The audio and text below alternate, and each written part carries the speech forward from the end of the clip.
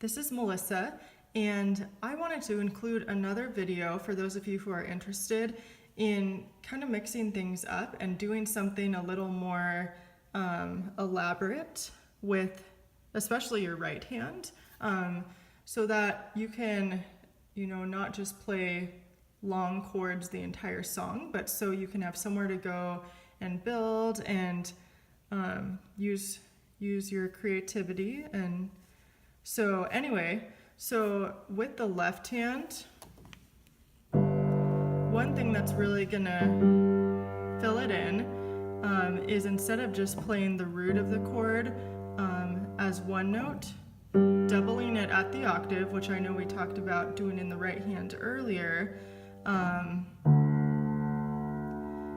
So while your right hand is playing like the G chord or the D chord or E minor or C, having your left hand do octaves of the root of that chord. So now let's talk about what your right hand can do to mix it up.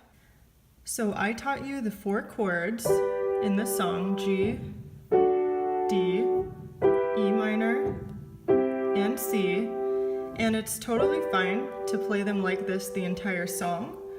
But if you want to have a challenge, if you want to mix things up a little bit, let me show you some ways that you can do that.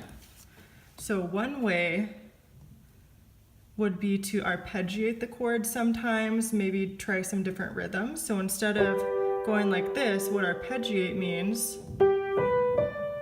is separating the notes, and you can play them blocked too. So this is blocked, this is arpeggiated.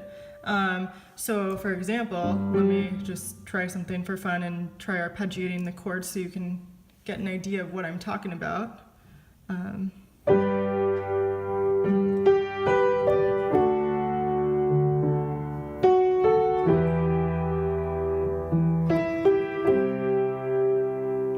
So each chord I played, I didn't necessarily do the same exact thing when I was arpeggiating them. You can try some different rhythms, try different things. Another thing you can do, this kind of reminds me of the Beatles. You can play the top 2 notes at the same time and then alternate with the root of the chord.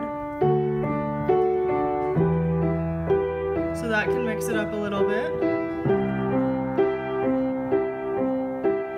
And another thing you can do, and you can combine some of these things too, but another thing, you can play the chords in different inversions. And so what that means is instead of always playing the G chord in this order, still playing the same notes. I talked about in one of my earlier videos that the musical alphabet repeats up and down the piano several times. And so if you bring, for example, the G that's down here, and instead bring it up an octave, but keep these 2 notes, that's called the first inversion. And then you can do the same thing, bring the B up here. And so these are the same notes. We still have G, B, and D, just in a different order. And that's kind of cool for a few different reasons. It's cool because it sounds a little bit different. Our ear doesn't get as bored just doing this the whole time for every G chord.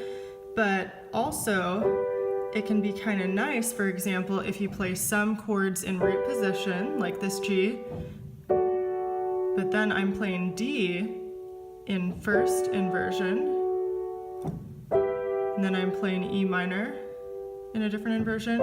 And see, what's nice is I don't have to jump all around the piano to these to these root position chords.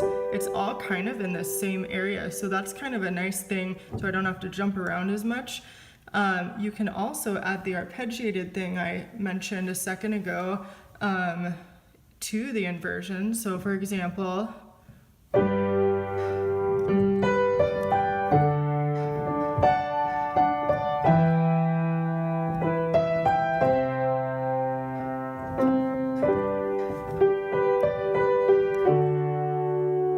one last thing I'm gonna teach. I mean, there are a lot of other things you can add to make to mix things up, but one other thing is using scales to make things a little interesting, to add a little melody line in the right hand, or add some interest.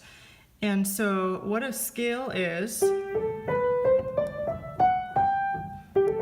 it's notes going in steps, notes that are next to each other.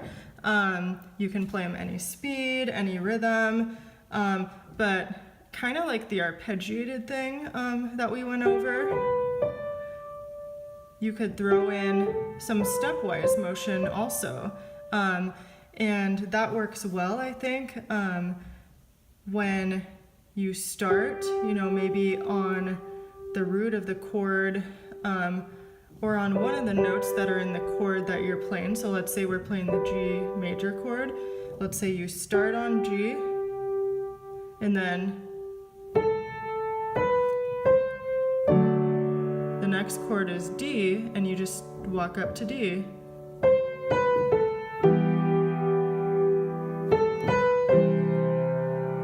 And you can go different directions.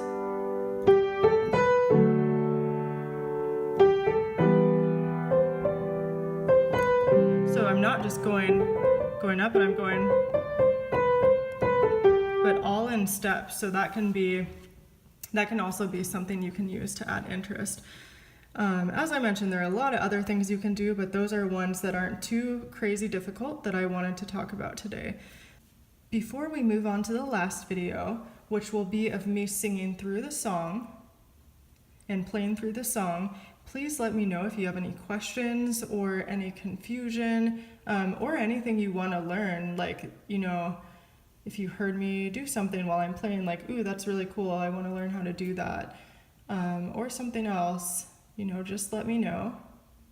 I don't know why this camera is on the keyboards, because that's kind of weird because I'm talking and not playing right now, but I'm too lazy to take it up. So anyway, let me know.